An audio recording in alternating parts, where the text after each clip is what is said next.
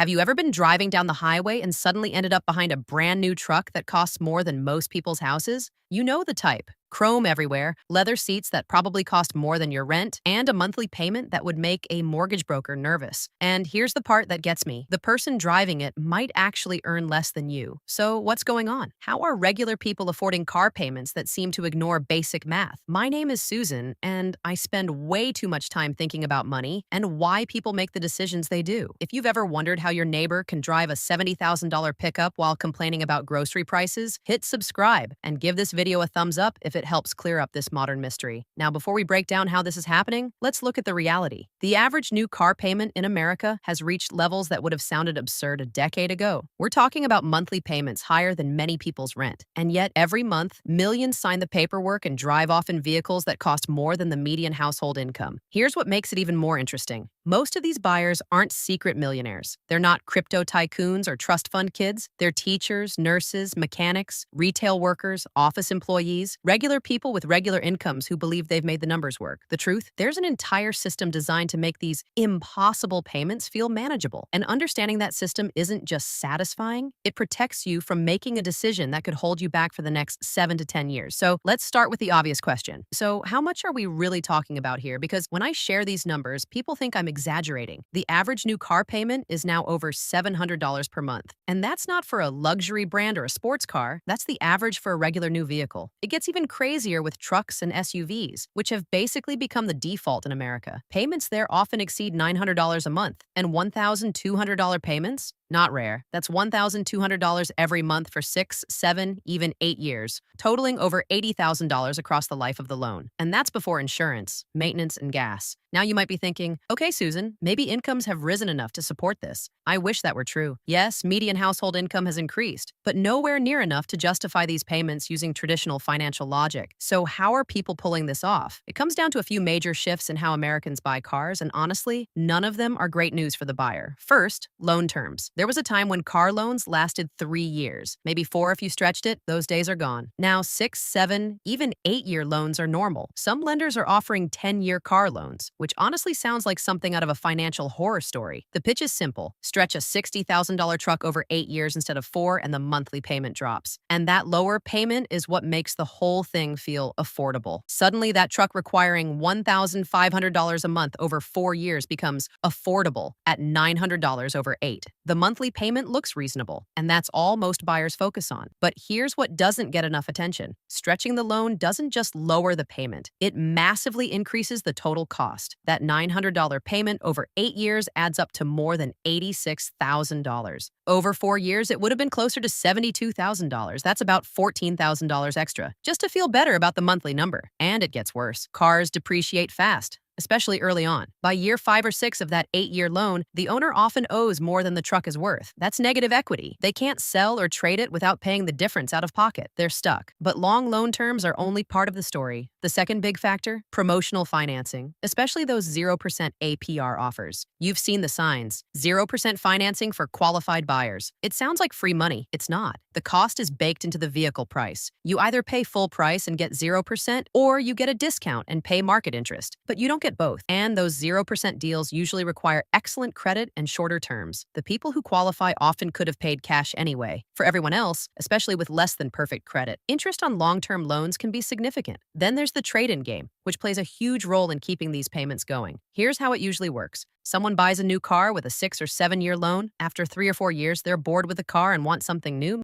but they still owe more than it's worth. So what happens? The negative equity gets rolled into a new loan for an even more expensive vehicle. Now they're paying for a car they no longer own while financing a new one. The balance keeps growing, even though they're making payments. It's a financial hamster wheel. The faster you run, the further behind you fall. Dealers love this. Once someone is stuck in negative equity, they're a repeat customer. Getting out would mean writing a check for thousands just to clear the old loan. What's even more concerning is how normal this has become. Someone spending $1,200 a month on coffee? You'd stage an intervention. On clothes, you'd call it an addiction. But on a car, we shrug and say, well, you need reliable transportation. That normalization didn't happen by accident. Decades of marketing have tied vehicles to identity. Your truck isn't just transportation. It signals success, strength, reliability. And if you're not driving something impressive, what does that say about you? Car companies don't sell vehicles anymore. They sell status and lifestyle. That rugged truck climbing mountains in the commercial, it's not about utility. It's about who you imagine yourself to be, even if your off-roading is just parking on grass once a year. When you're buying an identity, that $900 payment feels justified. But let's talk about how people actually make these payments fit. Because $700 to $1,200 a month is still a lot. This is where things get creative. And by creative, I mean risky. Many people restructure their entire financial life around their car. They treat the payment like a mortgage and cut everything else. I've seen people move into smaller apartments or keep roommates longer just to afford a truck. They skip vacations, avoid restaurants, delay other goals, all to support a vehicle that eats up 25 to 30% of their take-home pay. Some take second jobs just to cover car expenses. They drive for rideshare or deliver food, using the expensive truck to fund the expensive truck. It's almost like modern automotive servitude. Others borrow from retirement accounts for down payments or repairs, sacrificing long-term wealth for something that will be worth very little in 10 years. And then there's the credit card shuffle. Maintenance, insurance, fuel, all pushed onto high-interest cards just to free up cash for the loan payment. That's using expensive debt to support depreciating debt. Technically, it works, but it's a dangerous game. One of the most concerning trends I see is people taking out personal loans or even home equity loans to cover down payments or negative equity from old cars. They're leveraging their homes to buy vehicles, which completely flips the purpose of both. Your house should build wealth over time. Your car should simply get you from point A to point B efficiently. When you use appreciating assets to fund depreciating ones, the equation is backwards. And it gets worse. Many people making these sacrifices aren't doing it for just one vehicle, but for several. The average American household now owns more cars than licensed drivers.